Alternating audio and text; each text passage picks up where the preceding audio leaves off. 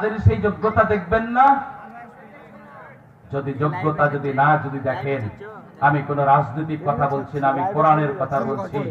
যেই নেতা ইসলামের কথা বলে না, যেই নেতা কোরআনের কথা বলে না, যেই নেতা নামাজের কথা বলে না, ও কখনো মুসলমানদের নেতা হতে পারে না।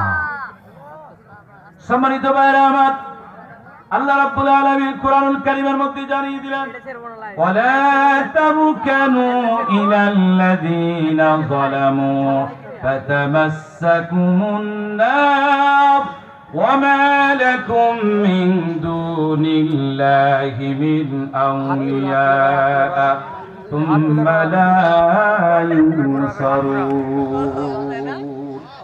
তোমরা জালিমের দিকে ঝুঁকে পড়ো না, আগুন তোমাদের স্পর্শ করবে। আল্লাহ পাক ছাড়া কোনো অভিভাবক তোমাদের নেই, আর কোনো সাহায্যকারীও নেই। কাল কিয়ামতের ময়দানে প্রত্যেকটা বান্দাকে তার নেতা সহ তোলা হবে। আল্লাহ পাক জানিয়ে দিলেন, ইয়াউমা নাদউ কুল্লা